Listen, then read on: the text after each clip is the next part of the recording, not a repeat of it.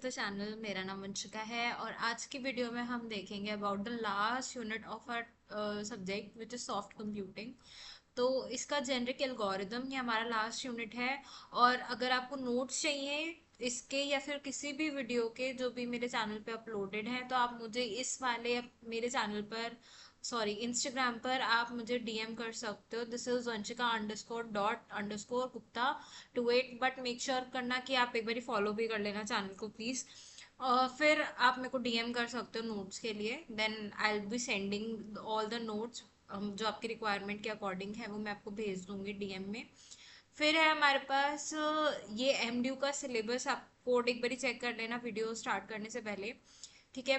बाकी मैंने 3 videos upload कर दी हैं चैनल पर, आप जाके चेक कर सकते हो प्लेलिस्ट में। आज हम बात करेंगे अबाउट आर जेनरिक एल्गोरिदम। ठीक है। तो जेनरिक जेनेटिक या फिर जेनेटिक एल्गोरिदम्स होते क्या हैं, ठीक है, उसके बारे में कि हम क्यों यूज करते हैं, क्या एप्लीकेशंस है, इसकी सारी चीजें हम आज इस वीडियो में देखेंगे। तो सबसे पहले इंट्रोडक्शन टू जेनेटिक एल्गोरिदम में हमारा आता है कि जो जेनेटिक एल्गोरिदम होती है वो एक सर्च और ऑप्टिमाइजेशन टेक्निक है जो कि इंस्पायर हो रखी है हमारी through natural sorry evolution and genetics से। मतलब जैसे जैसे ह्यूमन इवॉल्व करके जेनेटिकली लाइक बहुत ज्यादा समझदार हो गए। जैसे अब हम पहले के कंपैरिजन में देखें हमारे पास कि पहले के लोग क्या थे, पहले स्टोन एज थी, फिर धीरे धीरे ह्यूमंस इवॉल्व होने लगे। प्लस अभी की ही हम जनरेशन्स में अगर हम देखें तो जो हमारी प्रीवियस जनरेशन्स हैं, हम हमें बोला जाता है कि हम उनसे ज़्यादा स्मार्ट हैं क्योंकि जैसे नया इवॉल्वमेंट हमें देखने को मिलता है। सिमिलर कॉन्सेप्ट हम कंप्यूटिंग में भी यूज करते हैं कि अगर हम जैसे कि कॉम्प्लेक्सिटी के बेसिस पर, जैसे क्या होता है अगर हमें कोई ऑप्टिमल सॉल्यूशन चाहिए अपना, तो उसके लिए हम नई जनरेशन को रिप्रोड्यूस करते हैं। ठीक है, तो वही उस पर काम करता है। अब जो हमारा जेनेटिक एल्गोरिदम है वो काम किस पे करता है, एक तो सर्वाइवल ऑफ फिटेस्ट पे, मतलब जो फिट होगा वो ही सर्वाइव कर पाएगा। ठीक है, जैसे रियल लाइफ में भी होता है जो फिट होता है वो इंसान ज्यादा जीता है as compared to the unfit one. फिर नेचुरल सिलेक्शन हम इसमें देखते हैं, एवोल्यूशन हम इसमें देखते हैं, ये सारी चीजें देखते हैं। फिर आता है हमारे पास कि instead of finding an exact solution directly, हम जीए को कॉन्टिन्यूसली इंप्रूव करते हैं सॉल्यूशन को जनरेशन बाय जनरेशन। ठीक है। फिर आता है हमारे पास क्वेश्चन कि हम जेनेटिक एल्गोरिथम्स का ही क्यों यूज कर रहे हैं, ट्रेडिशनल में क्या दिक्कत थी। क्योंकि जो सर्च स्पेस था वो बहुत ज़्यादा लार्ज था। जेनेटिक एल्गोरिदम्स उनको नहीं कर मतलब ये प्रॉब्लम्स उसमें हम नहीं देखते हैं। ट्रेडिशनल मेथड्स हमारे तब फेल कर जाते हैं जब प्रॉब्लम्स हमारी नॉन लीनियर आती है। ठीक है, क्योंकि जो रियल वर्ल्ड प्रॉब्लम्स होती है वो जनरली नॉन लीनियर ही होती है, लीनियर हमें प्रॉब्लम्स देखने को नहीं मिलती है। मल्टीपल सॉल्यूशंस जब एग्जिस्ट करते हैं उस टाइम पर भी कि कौन सा बेस्ट फिट सॉल्यूशन रहेगा हमारी प्रॉब्लम के अकॉर्डिंग, वो भी जेनेटिक एल्गोरिदम हमें दे पाता है। एग्जैक्ट मैथमेटिकल मॉडल्स हमारे पास अनअवेलेबल रहते हैं ट्रेडिशनल मेथड्स में, जबकि हमारे पास ये सारी जो प्रॉब्लम्स हैं ये जेनेटिक एल्गोरिदम्स हमारे सॉल्व करते हैं। एप्लीकेशंस क्या है इसकी, ये जो जीए है हमारा ये वास्टली यूज हो रहा है artificial intelligence, robotics, machine learning, scheduling problems, network optimisation, data mining, और ये सारी जितनी भी प्रॉब्लम्स हैं ये सारी हमें एप्लीकेशंस देखने को मिल रही है, तो हम इसलिए इसको ज़्यादा यूज कर रहे हैं आजकल। फिर बायोलॉजिकल बैकग्राउंड जो है वो इसका जो है, अभी तक मैंने आपको बताया कि जेनेटिक एल्गोरिदम्स हमारा बायोलॉजिकल एवोल्यूशन से इंस्पायर्ड है।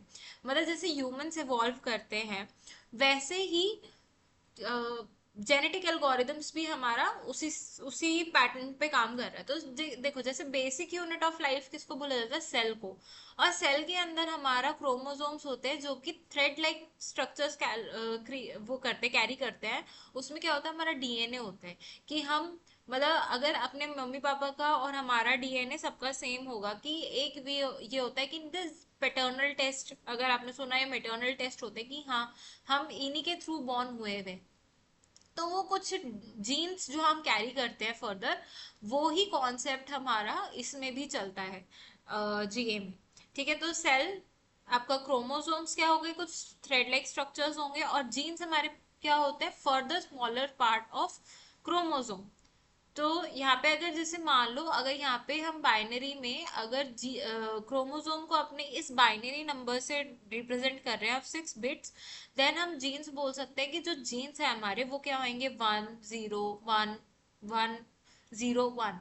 तो इस टाइप से हमारा इवॉल्वमेंट चल रहा है। मतलब क्या है, सबसे पहले आएगा सेल, ठीक है, सेल के बाद हमारा क्या आएगा, हमें देखने को मिलेगा यहाँ पर अपना क्रोमोसोम्स, क्रोमोसोम्स के बाद हमें देखने को मिलेंगे अपने क्रोमोसोम्स, देन हमें देखने को मिलेंगे अपने जीन्स। ठीक है, तो ये हमें एक इवॉल्वमेंट देखने को मिल रहा है कि ये सारी चीजें हमारी इवॉल्व होके आ रही हैं। फोर्थ आता है रिप्रोडक्शन। रिप्रोडक्शन क्या होता है कि एक ऐसा प्रोसेस जहाँ पे एक न्यू ऑफस्प्रिंग प्रोड्यूस हो रहा है फ्रॉम पेरेंट्स। अब जो नए सॉल्यूशंस हैं वो जनरेट होंगे, ठीक है, फ्रॉम ओल्ड सॉल्यूशंस, मतलब नए सॉल्यूशंस में से भी फर्दर और डिटेल्ड डेप्थ में हमें नए सॉल्यूशंस देखने को मिलेंगे। फिर आता है नेचुरल सिलेक्शन। इसमें हम जो फिटेस्ट इंडिविजुअल होता है, जो सरवाइव कर सकता है और वो ही रिप्रोड्यूस होगा, हम उसको सिलेक्ट करते हैं फॉर नेक्स्ट जनरेशन। मतलब जो भी हमें काम चाहिए, क्योंकि एक्चुअल में सबको बेस्ट सॉल्यूशन चाहिए, ठीक है, ऑप्टिमल सॉल्यूशन चाहिए हर किसी को, तो हम उसके लिए इस चीज को यूज करते हैं। Then we have basic terminologies in genetic algorithms, जहाँ पे हम इंडिविजुअल का करते हैं, जहाँ पे एक सिंगल सॉल्यूशन एग्जिस्ट कर रहा है इन पॉपुलेशन। जैसे कि ये एक 6 बिट्स का मैंने नंबर प्रोवाइड कर दिया, बाइनरी नंबर। फिर पॉपुलेशन में हमारे पास क्या आता है, बहुत सारे कलेक्शन ऑफ क्रोमोसोम्स या फिर कलेक्शन ऑफ इंडिविजुअल्स, यहाँ पे हमें बहुत सारे मल्टीपल टाइप्स ऑफ अपने बाइनरी नंबर्स देखने को मिल रहे हैं, जिसको हम क्रोमोसोम से रिप्रेजेंट कर रहे हैं। Then we have fitness function. अब फिटनेस फंक्शन क्या होता है कि कोई सॉल्यूशन कितना बेटर है, जितनी ज्यादा फिटनेस होगी उतना ही वो सॉल्यूशन बेटर कंसिडर करा जाएगा। अगर ऑब्जेक्टिव हमारे को मैक्सिमाइज करना है, तो ये एक फंक्शन दे रखा है, एक एग्जाम्पल के थ्रू हमें एक्सप्लेन कर रखा है। ठीक है, देखो कि एफ ऑफ एक्स है, अगर हम उसको बाय एक्सपोनेंट इंक्रीज करेंगे, मतलब by the power of 2, then we can actually achieve a higher fittest and a better solution. ठीक है, फिर आता है हमारे पास gene which is the smallest unit of chromosome, ये हमने ऊपर पढ़ा। और ये क्या है हमारा, chromosome is an encoded form of solution, मतलब जो हमारा सॉल्यूशन है उसका ये एक एनकोडेड फॉर्म हमें देखने को मिल रहा है। Then we have structure of genetic algorithm. Structure किस टाइप का रहता है कि सबसे पहले आपको इनिशियलाइज करनी पॉपुलेशन, पॉपुलेशन से हमें सिलेक्ट कर इवेल्युएट करनी है सारे क्रोमोसोम्स की फिटनेस वैल्यू, ठीक है, और उसमें से जिसकी फिटनेस वैल्यू अच्छी होगी हम उसका सिलेक्शन करेंगे। फिर हम करते हैं क्रॉस ओवर। क्रॉस ओवर क्या होता है हमारा, देखो बेसिकली क्या होता है कि ना, जब हमारे पास जैसे दो, मैं एक एग्जांपल के थ्रू बता रही हूँ यहाँ पर, जैसे मैं कंसिडर कर रही हूँ एक नंबर दिस, ठीक है, ये, और मैं एक दूसरा नंबर कंसिडर कर रही हूँ binary number which is this. तो अब इसमें क्या होगा, क्रॉस ओवर में बेसिकली होता क्या है, इसमें हम बाइनरी क्रॉस ओवर की बात कर रहे हैं। तो यहाँ पे ना मान लो ये दो पेरेंट्स है मेरे, जिनको मैंने बीच में से यहाँ पे स्प्लिट कर दिया, लेट से मैं इस पॉइंट को बोल रही हूँ के, जहाँ पे स्प्लिटिंग हुई है।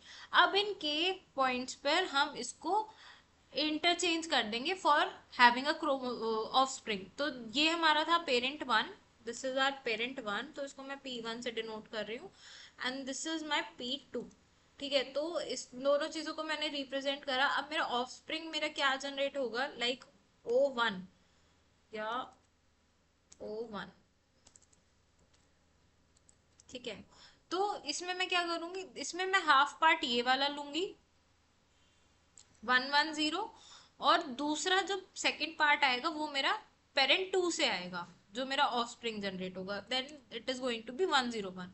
सिमिलरली इसी तरीके से हम O2 को भी अपने जनरेट कर लेंगे।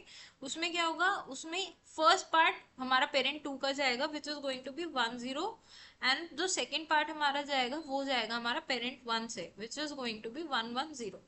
तो इस टाइप से हमारे क्रॉस ओवर में जीन्स हमारे या फिर ऑफस्प्रिंग हमारे प्रोड्यूस होते हैं। ठीक है, फिर म्यूटेशन आता है। म्यूटेशन इसमें ही फर्दर वो ऑफस्प्रिंग पे काम करता है कि ऑफस्प्रिंग में किस टाइप से काम हो रहा है।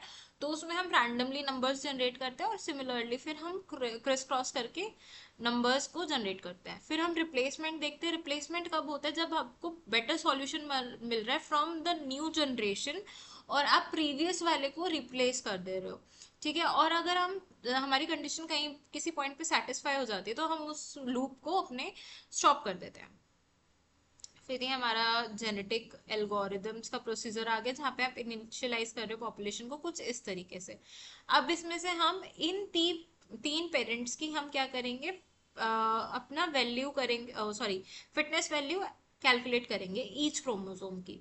ठीक है, सिलेक्शन क्या होगा, जहां पर आपका बेस्ट क्रोमोसोम हमें मिलेगा। अब इसके लिए हम कुछ मेथड्स यूज करते हैं बेस्ट क्रोमोसोम कैलकुलेट करने के लिए, जिसमें हम Rowlatt wheel selection, tournament selection या फिर रैंक सिलेक्शन, मतलब जिसकी रैंक ज्यादा होगी उसको आप क्या करोगे, सिलेक्ट करोगे। और वहीं पे अगर हम टूर्नामेंट सिलेक्शन देखें तो टूर्नामेंट सिलेक्शन में क्या होता है कि हम उन दोनों में ही compete करवा रहे हैं, और उसमें से जो हमें बेस्ट मिल रहा है उसको हम सिलेक्ट करके फर्दर उस पर काम करेंगे। क्रॉस ओवर, जैसे मैंने अभी आपको बताया, क्रिस क्रॉस टेक्निक्स चलती हैं यहाँ पे, कि यहाँ पे एक डिवीजन कर दिया हमने एक पॉइंट पर, और फिर क्रिस क्रॉस करके पेरेंट वन से पार्ट वन और पेरेंट टू से पार्ट टू लेकर अपना एक नया ऑफस्प्रिंग या फिर चाइल्ड हम क्रिएट करते हैं। फिर आता है हमारे पास म्यूटेशन, जहां पर आप जीन्स को रैंडमली चेंज कर दे रहे हो। देखो जैसे ये हमारा था, ठीक है, अब यहाँ पे हमारी जीन्स क्या है, 101 000। अब यहाँ पे क्या हो रहा है, यहाँ पे ये वाला जो जीन था हमारा, विच is the fourth number gene था हमारा, उसको हमने क्या करा, उसको हमने चेंज कर दिया रैंडमली। ठीक है, तो उसके लिए क्या होता है, म्यूटेशन को बेसिकली हम इसलिए यूज करते हैं सो दैट कि हम डाइवर्सिटी को मेंटेन कर सके अपना। फिर हम रिप्लेसमेंट कर रहे हैं वीक सॉल्यूशन को नए ऑफस्प्रिंग से रिप्लेस करके। स्टॉपिंग कंडीशन कहाँ पे आती है, अगर हमें मैक्सिमम जनरेशन मिल जाती है या फिर हमारा जो डिजायर्ड फिटनेस है वो हमें मिल जाती है, तो वहां पर हम अपना एल्गोरिदम को स्टॉप कर देते हैं। ठीक है, फिर आता है हमारे पास encoding in our genetic algorithms. Genetic algorithms में एनकोडिंग का क्या मतलब होता है, काफी सारे टाइप्स ऑफ एनकोडिंग हमें देखने को मिलते हैं। एनकोडिंग का मतलब होता है कि आपका जो भी क्रोमोसोम है, जो भी उसकी वैल्यू है, आप उसको as a code value convert कर दो। ठीक है, तो बाइनरी इनकोडिंग में हम जीरोस और वंस का यूज करते हैं, विच is the most common value.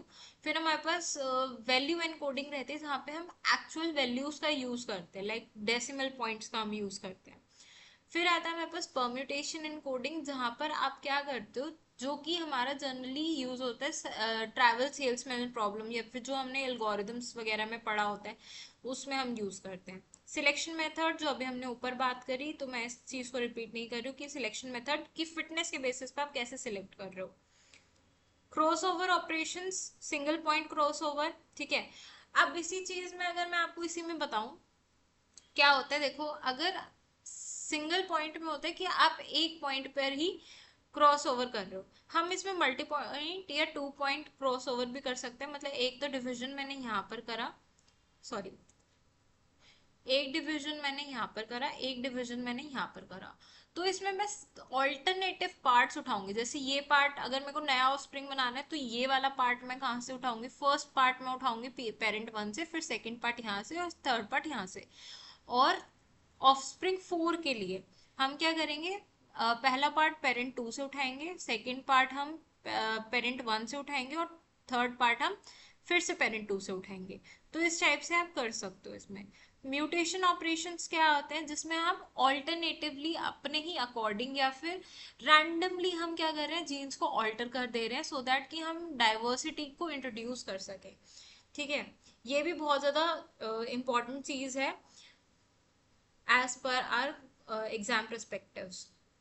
Stopping conditions मैंने अभी बताया आपको ऊपर, वही बात की हमारा जेनेटिक एल्गोरिदम्स कब टर्मिनेट कर जाता है, जब हमें मैक्सिमम आइट्रेशन मिल जाती है, बेस्ट सॉल्यूशन मिल जाता है, या हमें ऐसा लगता है कि और इम्प्रूवमेंट्स नहीं हो रहे, क्योंकि हर जगह पे एक सैचुरेशन पॉइंट आता है जहाँ पे उसके बाद किसी पर्टिकुलर पॉइंट के बाद कोई भी चेंजेस होने बंद हो जाते हैं। ठीक है, फिर हम देख लेते हैं एडवांटेजेस ऑफ जेनेटिक एल्गोरिदम्स, जहाँ पे सिंपल है, पावरफुल है, ग्लोबल ऑप्टिमाइजेशन टेक्निक पे काम कर रहा है, हैंडल कर रहा है हमारे लार्ज सर्च स्पेसेस को, और ये हमारा काम करता है नॉन लीनियर प्रॉब्लम्स पे, जो हम पहले देख रहे थे कि वो हमारे ट्रेडिशनल मेथड्स काम नहीं कर रहे थे। ठीक है, फिर हमारे पास आता है डिसएडवांटेजेस, कि कंप्यूटेशनली बहुत ज़्यादा एक्सपेंसिव होती है, इसकी कॉस्टिंग बहुत ज़्यादा आती है, मे कन्वर्ट स्लोली, कन्वर्जेंस में प्रॉब्लम आती है इसकी, और कोई गारंटी नहीं है कि आपको हर बार एग्जैक्ट ऑप्टिमल सॉल्यूशन मिलेगा या मिलेगा।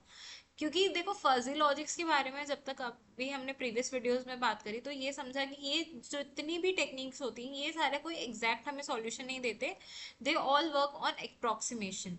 ठीक है, फिर आता है हमारे पास रियल लाइफ एग्जांपल्स ऑफ जीए, जहाँ पे हम ट्रैवल सेल्समैन प्रॉब्लम देखते हैं, जहाँ पे आपको क्या करना होता है कि ना इसका एक गोल होता है ट्रैवल सेल्समैन प्रॉब्लम का, कि आपको बहुत सारी चीजें दे रखी होती हैं and we have to consider the like the shortest path, जहाँ पे आपको मतलब कम ट्रैवल करके भी आप ज्यादा पॉइंट्स कमा सको। ठीक है, कम किलोमीटर्स में हम सारी सिटीज को ट्रैवर्स कर सके।